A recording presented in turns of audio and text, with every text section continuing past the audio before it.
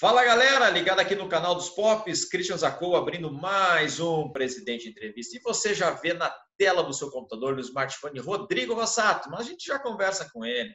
Inicialmente vamos para o texto padrão, né, aqui do Presidente Entrevista e do canal dos Pops, né, que o Presidente Entrevista é um programa, como se diz, de entrevistas, com convidados, pessoas de diferencial conhecimento, posição social, conhecimento dentro de Cruz Alta e de região. E aqui a gente vai discutir um bate-papo sobre empresas, sobre a pandemia, sobre tudo que envolve a nossa cidade, a nossa região, país, Brasil, mundo inteiro, o que for necessário, certo?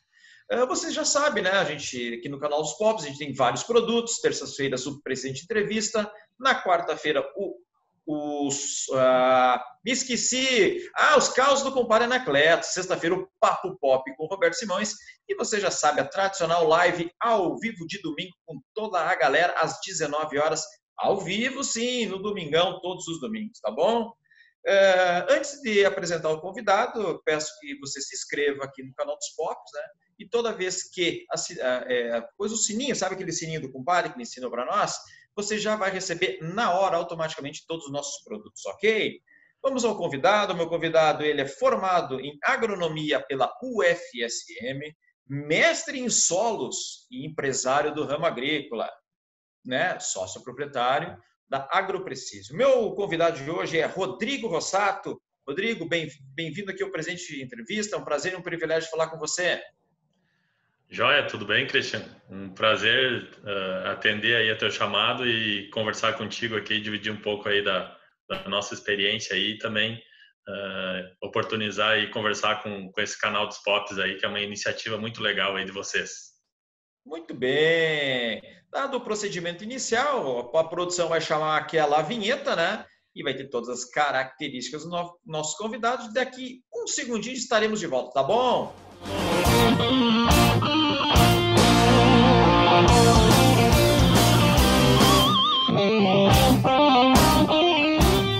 Certo, voltamos. A produção já fez a vinheta, padrão de sempre, né? Tradicional. E vamos para a primeira pergunta, Rodrigo, que também é padrão aqui do Presidente Entrevista. Conte-nos para nós onde você nasceu, do que se alimentava, como foi a infância do pequeno Rodrigo, tinha brigas com o Léo. Conte um pouquinho mais da sua infância e juventude, por favor. É isso aí, Christian. Como toda boa família que tem irmãos, sempre tem bastante briga, né, quando a gente é pequeno. Mas eu sou natural de Fortaleza dos Valos, né, a cidade vizinha aqui. Eu morei no interior, próximo à Fazenda Colorados, onde é a propriedade do nosso pai lá, até a idade escolar. Aí, quando eu fui entrar no primeiro ano da escola fundamental, aí a gente se mudou para Fortaleza dos Valos e morávamos bem próximo à escola ali. Então, assim que foi a minha infância. A minha infância era lá fora, na propriedade, né? Então, talvez daí venha já o amor que a gente tem pelo que a gente faz. E com meu irmão também foi a mesma coisa, né? A gente teve a mesma criação, a mesma formação. Temos perfis um pouco diferentes, né? O que é muito bom. Mas, como tu estava brincando aí, sempre dava umas pauleiras, né? Isso aí é normal, né? Então, nós temos aí em torno de 3 anos de diferença de idade. E eu não apanhava praticamente, né? Eu mais judiava do meu irmão. Sim, porque tu é 3 anos mais velho, 3 anos dá diferença do tamanho, né? Mas eu tinha meus primos que meus primos judiavam de mim. Tinha uns primos meus maior que também davam os pau e judiavam de mim. Então, ficava elas por elas. E com que idade foi morar na cidade? Eu já, tipo, o segundo grau já foi para Santa Maria? Como foi essa questão do colégio? Aí no segundo grau, próximo, na 7ª série, a gente veio para Cruz Alta. O meu pai assumiu um compromisso aqui, junto a uma empresa aqui. A gente ficou 6 anos aqui, morando aqui em Cruz Alta. E daí eu fiz a 7ª e 8ª série aqui. Daí o meu segundo grau, eu me mudei para Santa Maria. No início comecei a morar com os tios meus lá, para estudar mesmo, fazer o segundo grau lá. E posterior a eu fiquei uns 6 meses, 8 meses com eles. E depois acabei indo morar sozinho, modo de dizer, né? Dividindo apartamento com umas outras pessoas lá, que faziam na época, estudavam na faculdade e tal. que eram aqui de Cruz Alta. E daí depois acabei ficando lá. Aí fiz vestibular lá, acabei passando e cursei o curso de agronomia por lá mesmo. Muito bem, mas assim, sempre já por morar para fora, né, pela família tradicional já do setor rural, sempre tu quiseste fazer agronomia. Isso sempre foi o desejo, o sonho, ou teve, vou virar médico, vou ser dentista, mas sempre, não? Não, eu tive sempre essa ligação, assim, isso me chamava mais atenção, né? Era uma coisa que eu já vivia no dia a dia, a coisa da lavoura, mesmo os finais de semana, quando eu estudava durante o dia, lógico, e daí os finais de semana que estava aqui, ou quando morava em Cruz Alta ou Santa Maria, que tinha oportunidade, a gente ia para fora, né? E aí a gente pega gosto, né? Uma coisa apaixonante, apesar de todos os desafios que se tem, como qualquer profissão, né? Nenhuma não tem desafios diários, a nossa também tem muitos, mas foi uma coisa que veio naturalmente, assim, esse amor pelo campo, por trabalhar, enfim. E daí, logicamente, que a agronomia foi o primeiro caminho, né? E daí deu certo, passei no vestibular também, enfim. E faculdade, 5 anos, 4 anos, 5 anos? Quanto tempo é a faculdade? Ou foi a época? 5 anos, na época era 5 anos corridos, né? A gente atrasou um pouquinho, teve um pouquinho de atraso, não me lembro se foi 3 meses ou 4 meses, que atrasou um pouco a formatura, porque a gente era um período que tinha muita greve, né? Uhum. E nós tivemos a maior greve que teve na época lá, ficaram 93 dias praticamente parado no nosso último semestre. Então, eu lembro que a gente voltou em dezembro, a gente voltou até as aulas, e fomos até março. Então, o período letivo saiu totalmente fora, né? Mas daí a gente acabou tocando para se formar. Muito bem. Formado, né? Logo em seguida já cria um Agro Precision ou fez outras atividades para depois chegar à empresa?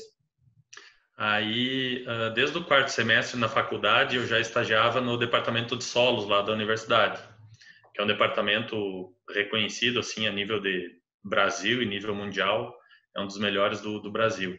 E eu já estagiava lá junto a um setor do departamento de solos, e logo que eu me formei, abri a oportunidade de eu fazer mestrado lá, com um professor que tinha chegado do doutorado e tal, e era do mesmo setor. Aí eu acabei fazendo o mestrado na área de solos lá com eles.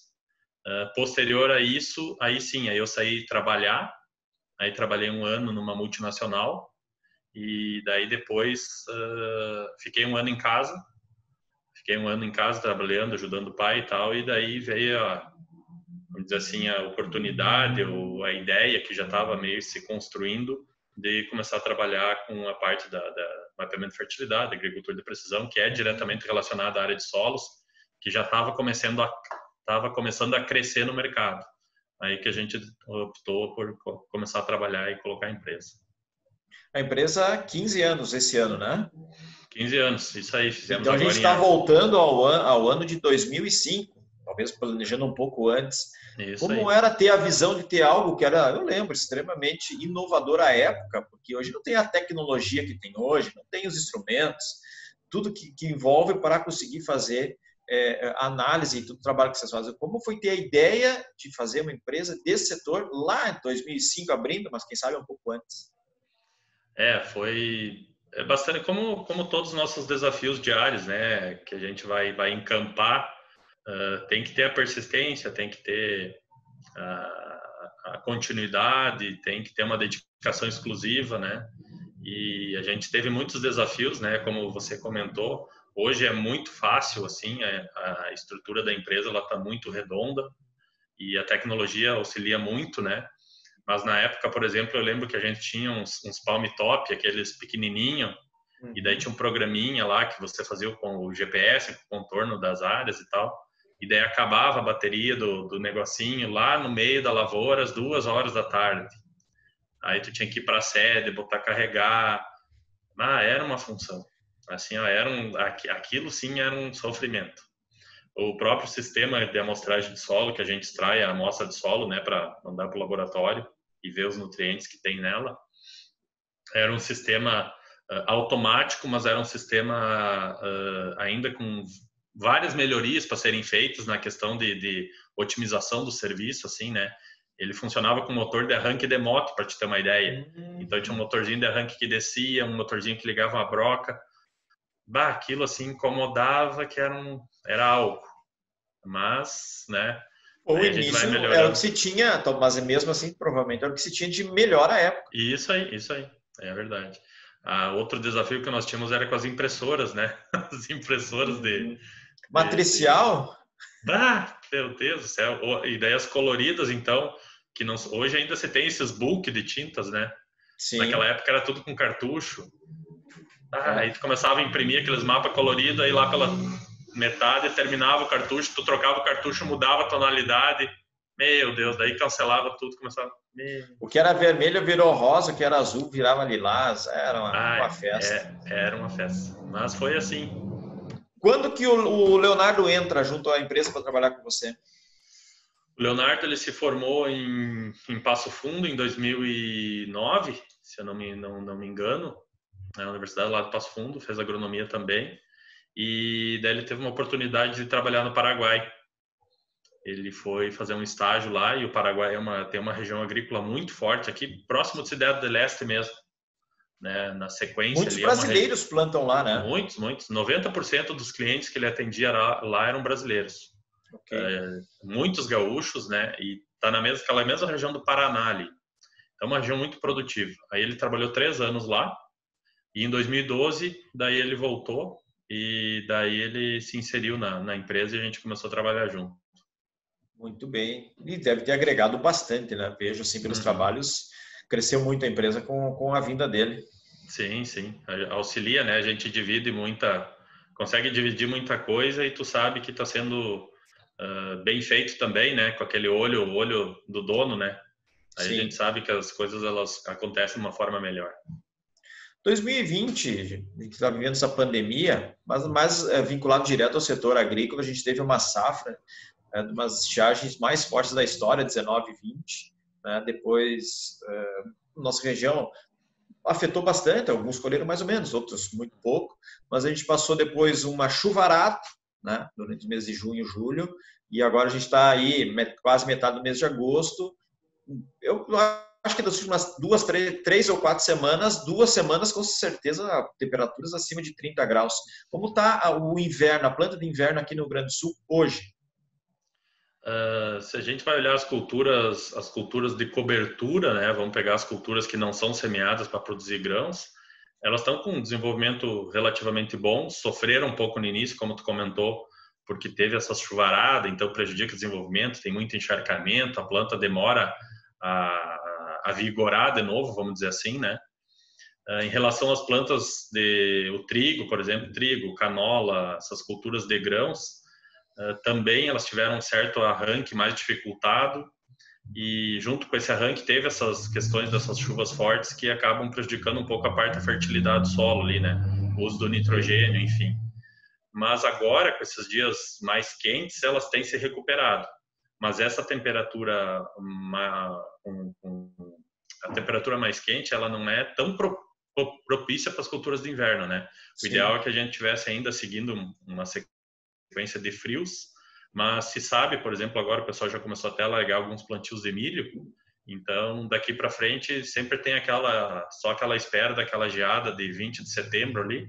Sim. Se a gente se não gear e não esfriar naquele período ali, acredito que a gente vai ter uma cultura de inverno aí com uma boa produtividade, uma boa receita, continuando o clima colaborando também. Muito bem. Temos que tentar plantar, fazer alguma coisa no inverno, né? Porque empresas como a minha aqui na loja, como você aí também, depende muito do inverno para não ficar somente soja sobre soja e um pouquinho de milho, né? A gente depende do inverno também para a gente ter atividades e receitas o ano inteiro, né? Com certeza. Outra questão, com toda essa pandemia, como que está para vocês desde março, pela empresa para fazer visitas aos produtores rurais? Há alguma dificuldade, algum cuidado especial? Como que mudou a questão de protocolos e logística da empresa de vocês para visitar os clientes no interior? Como nós estávamos conversando um pouquinho antes, né? A nossa parte a gente está fazendo, né? Então a gente tem todos nossos colaboradores aqui recebem material, recebem álcool gel, luva, diariamente esses disponíveis esses materiais para segurança própria deles e também para quando vamos fazer algum atendimento. No início não, agora também, né? A gente entra muito em contato com o produtor para ele saber de que forma ele quer ser atendido, né? Então a gente está fazendo atendimentos online, está fazendo atendimentos via WhatsApp, está fazendo atendimentos presenciais quando ele permite, mas esses atendimentos presenciais, logicamente, que é respeitando toda a questão do distanciamento e respeitando o ambiente, né? Porque geralmente a gente está num ambiente aberto, né? Então Sim. essa questão também é melhor e evita essa questão da disseminação da contaminação. Mas o nosso serviço ele é muito desenvolvido na lavoura a campo, né? Então a gente tem um contato muito pequeno, vamos dizer assim, com o produtor para contratar um serviço, para mostrar que o serviço foi feito. Então a gente acredita que por isso também a gente não teve nenhum caso aqui na empresa e nenhum cliente nosso que a gente saiba, pelo menos, teve esse tipo de contaminação. Mas realmente tem que ter um cuidado, né? E logicamente a gente está seguindo todos os protocolos aí. Mas já fizemos atendimentos online, entrega dos nossos serviços online também. Sim. E é um novo Desde a modelo, venda, né? muitas vezes é desde a venda até a entrega do produto final, que é o relatório, o intermediário, que é o serviço mais desde a análise e tudo que acontece, mas o produtor, o cliente, ele nem está presente lá fora, né? Isso. Muitas vezes ele nem está. Nem está. Então, é como você falou, hoje a gente fecha muito negócio por WhatsApp, por telefone, por relacionamento mesmo, já feito Sim. anteriormente, né? E só vai lá, executa o serviço e praticamente não tem contato com o produtor, né? No meio da pandemia, é óbvio, né? Quem conhece a empresa de vocês, o workshop que a AgroPrecision realiza esse ano não conseguiu ser feito, né? E é uma perca muito de tecnologia, de informação, mas a medida mais correta foi não ter realizado, né? Com certeza. O workshop esse ano nós íamos para nossa 8ª edição. Já estava todo planejado, todo contratado. Enfim, já estávamos com os palestrantes até já rodando as ideias e contratando. E aí o que a gente se prontificou a fazer foi uma série de lives, né? Uhum. Então agora toda segunda-feira a gente está fazendo uma live também, à tardinha, às 7h30 da noite. Então a gente convida um palestrante, convida um professor, um agricultor, alguém da área para falar sobre um assunto relacionado ao momento que a agricultura está naquele momento, naquele momento mesmo, né? Então, por exemplo, já teve aqui a gente está falando de milho, já está falando de trigo, de soja, agora de clima. Então são coisas do dia a dia que a gente sabe que a agricultura está passando e a gente tenta linkar com nossos convidados para tirar essas dúvidas aí. Daí o pessoal está aproveitando dessa forma aí. Foi uma forma que a gente encontrou de continuar alimentando os nossos Sim. clientes, produtores, enfim, com informação, né? Ótimo. E quem sabe, né? Deus quiser, a gente vai voltar ao mundo normal um dia, não sabe se quando, pós-vacina. Mas esse tipo de trabalho de internet que a AgroPrecision está fazendo, vocês pretendem continuar com esse tipo de produto, esse tipo de informação? A princípio, sim. A gente está indo muito bem com essas lives, né? Então a gente tem discutido já sobre isso. Talvez fazer ela com um espaçamento maior, né? Hoje a gente está fazendo toda semana. Então, vamos dizer assim, vai acabando as oportunidades de trazer novos assuntos, né? Então a gente talvez vá fazer uma coisa mais quinzenal para ter uma oportunidade até de buscar outros palestrantes, fechar as agendas deles, né? Que nem sempre é fácil tu fazer todo esse processo aí. Bem, eu vou fazer a próxima pergunta, é a questão que eu gosto muito e quase todos os meus convidados a gente falou um pouquinho sobre Fenatrigo. Conte sua experiência com a Fenatrigo, tanto como expositor e também como, do ano passado, em 2019, como coordenador do pavilhão Agrotech. Por favor, sua experiência como expositor e do ano passado trabalhando junto aí no pavilhão. A gente participa da Fenatrigo já há bastante tempo, né? Eu acho que as últimas 4 ou 5 feiras que a gente participou. É uma feira que a gente gosta muito, né? E no ano que passou aí não foi diferente, né? A gente participou como expositor e a convite teu aí, e juntamente com o Maurício ali e tal, a gente bolou a ideia do pavilhão Agrotech, né? E realmente foi um lançamento que deu certo, né? Logicamente que tem todo o entendimento da diretoria da feira, que eu acho que foi bastante importante nesse sentido, porque foi um desafio, né, para ambos, né, tanto para nós quanto para a diretoria acreditar naquele momento, naquela oportunidade. E hoje é uma oportunidade que já está construída. Nós estávamos já em reunião há algum tempo aqui, planejando a próxima Fenatrigo, né, e o pavilhão Agrotech está confirmado novamente. Bem, sei que junto com o presidente Moacir Medeiros, que em breve estará aqui também no presente entrevista, pode já adiantar alguma coisinha geral da Fenatrigo 2021? Ou pelo menos o pavilhão está garantido? O que tu pode dizer? Porque eu não tenho informações mais. Curiosidades do presidente. Curiosidades, isso aí. Eu vou deixar para o Moacir falar assim das coisas que a gente já tem definidos, mas tem coisas boas também para a gente já oportunizar aqui. Muitas das coordenações já estão sendo preenchidas, né? Então a gente tem muitas coisas já andando. É impressionante, né, Christian? E tu viveu isso muito no sangue, isso, né? Porque tu acompanhando o dia a dia essa condução, mas é impressionante como as pessoas elas se conectam com a Fenatrigo e gostam, né? E Sim. querem participar. Então, quando a gente está fazendo os convites agora para as pessoas participar e vir nos ajudar e auxiliar no planejamento e na condução da próxima feira, né? É uma feira grande, né? Tu sabe o volume de trabalho que dá. E é impressionante a disponibilidade das pessoas, né? De estar junto e querem e estão motivadas. Então, a gente acredita que vai fazer uma feira também tão boa quanto foram as outras, né? Algumas, lógico, tiveram alguns problemas também por causa da questão climática, mas a nossa intenção é fazer aí uma feira tão boa quanto foram as outras e uma feira da comunidade, né? A gente precisa também do apoio dos cidadãos aqui da cidade. É a feira da cidade, né? E é uma feira que tem uma representatividade estadual. Então a gente tem que buscar esse sentimento, né, que é nosso, né? Não existe outra Fenatrigo no Brasil, é só aqui.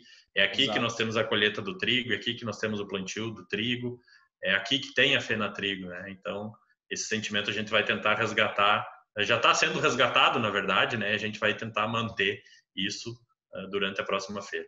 Muito bem, então em breve informações, trataremos de trazer o Moacir Medeiros para cá para ver se a gente consegue bisbilhotar alguma coisa. Expo Inter, também já foi anunciado o cancelamento, né? A Agro Precision tem alguma participação lá? Vamos para visitar? Algum fornecedor? Como é o trabalho de vocês junto à Expo Inter? Expo Direto também, pode dizer um pouquinho como o trabalho, porque Expo Direto eu tenho certeza que vocês sempre estão lá presentes.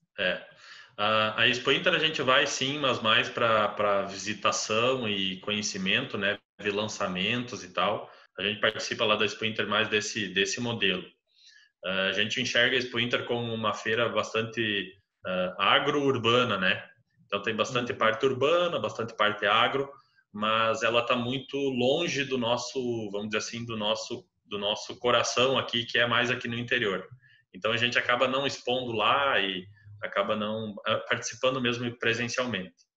A Expo Direto não, a Expo Direto já é uma feira que está focada diretamente no nosso negócio, né? Que é a questão do agronegócio.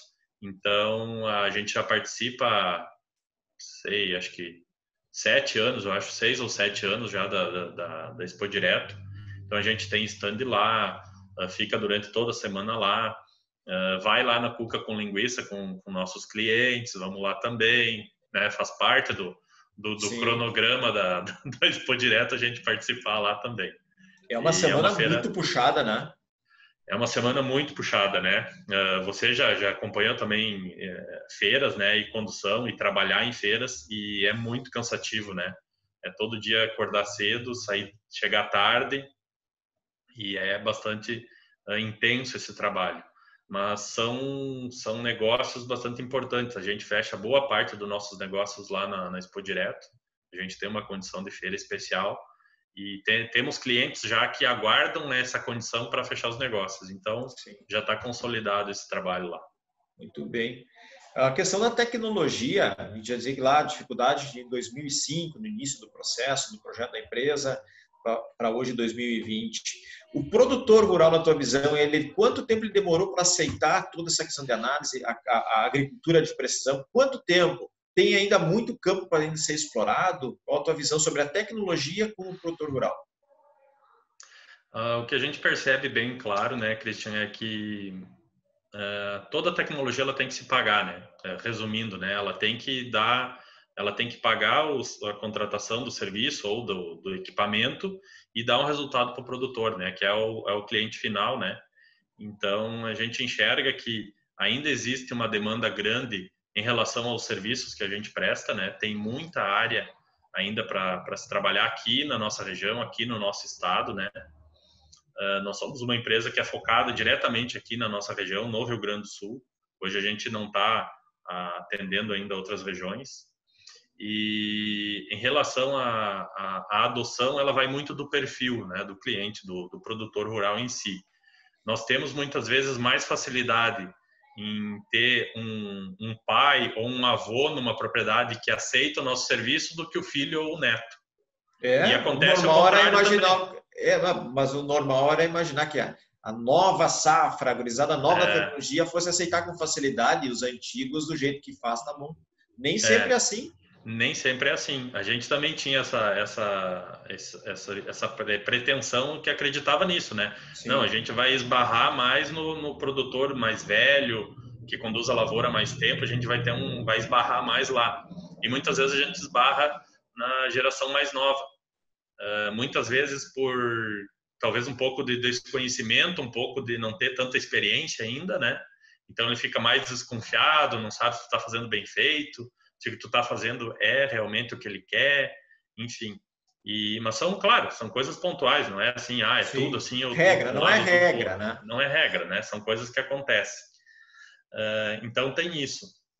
Mas a gente percebe que tem um campo grande ainda de trabalho para ser explorado. Tem muito de fertilidade em si que a gente ainda tem que crescer, né? Nos mapeamentos que a gente faz, a gente percebe muito assim. Existe sempre demanda de correção, sabe? É difícil tu pegar uma área e fazer um trabalho que a área está regularizada, que a área está ok. Não, você tem que estar melhorando, fazendo uma interferência. E, logicamente, que como está se buscando cada vez produzir mais, né? A rentabilidade tem que estar aliada a isso, lógico. Mas quanto mais se produz, mais necessidade tu tem de ter informação precisa, tomar melhor decisão, ser mais eficiente. Muito bem. Falando em produtividade, a minha última pergunta dessa primeira fase da sabatina ao convidado, em que estágio o Brasil está, se é que não domina ainda a produção mundial, o que falta realmente para o Brasil ser o protagonista principal do mundo na exportação e na produção? Na minha visão, a gente tem problemas sérios relacionados a problemas políticos, né? A problemas logísticos, e também a burocracia externa que a gente tem que enfrentar, seja ela a nível de país, seja ela a nível de produtor, seja ela a nível social, enfim. Para dentro da porteira, para produzir, o produtor é muito competente, né? Então, hoje, nós temos a maior área de soja do mundo, provavelmente vamos ultrapassar os americanos, já ultrapassamos em produção de soja, mas provavelmente a gente vai ultrapassar daqui a um ano na produtividade total. Então, para dentro da porteira a gente é muito competente, só que para fora a gente esbarra em muitas coisas, né? E isso prejudica muito e dá o tal do custo Brasil, né? Okay. E o custo Brasil, ele é muito caro, né? E esse custo influencia diretamente na agricultura. Em resumo, para quem já acompanha nossos programas, Daniel Jobim e Ayrton Becker deram exatamente a mesma resposta. Porteira para dentro, o Brasil é top. O problema está da porteira para fora, independente de partido político. A gente não quer fazer política, é o sistema do jeito que está. Mas passada a sabatina, as perguntas, a gente vem com muita tranquilidade. O convidado respondeu todas as perguntas com muita elegância. Agora a gente tem algumas curiosidades. Tem uma perguntinha de duas possibilidades, ou é uma ou é outra. Se tu se complicar, não estamos nem aí, cara. Aqui o negócio tem que responder, cara. O convidado hoje não respondeu uma pergunta, mas as curiosidades todos responderam. Também. Canal Rural ou Canal do Boi? Canal Rural. Canal Rural, boa. Essa produção tá de brincadeira. Monsanto ou Syngenta? Eu sei a resposta. Agora é Bayer, né? Não é mais Ah, Monsanto. mas aqui tem uma outra informação aqui, mas vamos embora por isso. Pode ser outra, aceitamos essa outra. Sim, por causa da ligação comercial, né? A produção me deixou É. mal. Agora eu quero ver, cara. Pode ser duas respostas aqui. Expo Aham. Direto ou Fenatrigo, cara? É agora. Ou cada uma das suas características. Isso aí. A Expo Direto tem uma característica diferente da Fenatrigo, né? E a gente está buscando, e tu também sabe disso, né? A gente está buscando essa construção na Fenatrigo de ser uma feira também agro, né? Ela já é uma feira urbana e a gente está querendo que o agro cresça dentro da Fenatrigo. Então, as duas, cada uma dentro das suas características, não tem Isso como. aí. Claro, o amor da cidade é óbvio, Fenatrigo, mas a nível de negócios, a gente sabe que Expo Direto alavanca os negócios de muitas empresas nacionais e multinacionais para o ano inteiro.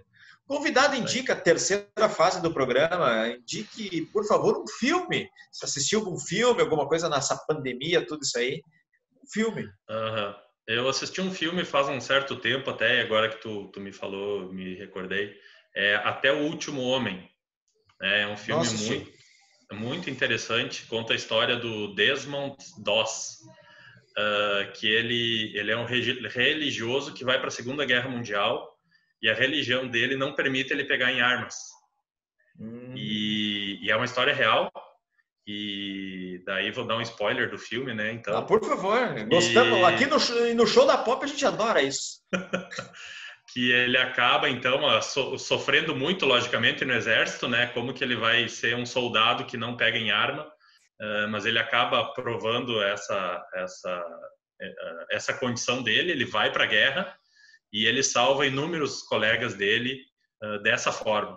Então é um filme que eu sugiro muito, assim, porque todo dia a gente tem questões internas de cada um em relação aos seus sentimentos, à sua persistência, ao que você acha que é certo, né? E muitas vezes a gente sucumbe à pressão externa, né? E esse é um caso assim fantástico da resiliência que ele teve. Muito bem, cara. Se a produção conseguir, a gente coloca aí uma capa do filme, alguma coisa. Se a produção que nos ouve, se conseguir, beleza. Senão fica o nome. E uma série, conseguiu assistir alguma série com a família, sozinho, gosta, nos momentos de folga? Cara, eu não sou muito de série, assim, eu até tentei olhar algumas em família e tal, e eu acho elas meio amassantes, sabe? Eu acho que é muita enrolação, assim, e não anda. Mas é a opinião minha, Eu logicamente. também não sou muito séries, cara. Aqui no canal dos Pops eu sou que menos assiste. Quase não assisto, não vai. O que eu gosto é de documentários, cara. Eu sou, como engenheiro, né? A gente gosta das coisas lógicas, entender as Uhum. coisas. Então, documentário do Discovery, bem, eu assisto todos, assim, de guerra, de como você faz, das corridas dos carros, de mexer nos motores, da onde Discovery Turbo, surgiram. né? É muito bacana Discovery É, Turbo, é muito bom. Muito isso aí, bom. esses aí eu assisto quase todos. Muito bem, cara. Veja o relógio aqui, já vamos para o fim da nossa entrevista. Eu disse para você que ia Uhum. ser muito, muito, muito rápido. Em nome de toda a galera do canal dos Pops, Rodrigo, agradeço a tua oportunidade. Sei do dia a dia é uma correria, mas achar aí meia horinha aí para falar com toda a nossa galera. Fico agradecido. Imagina. Eu que agradeço aí a oportunidade, é um prazer estar aqui com vocês. E todo mundo curtindo o canal dos Pops aí, dá o like, toca o sininho, né, É Cristiano? isso aí. Compadre Anacleto nos ensina. É isso aí. Um abraço a todos, foi um prazer. Rodrigo, obrigado. E você que curtiu aqui a entrevista com o Rodrigo Rossato, dá aquele like, né? Deixa os seus comentários aqui embaixo, né? No YouTube. E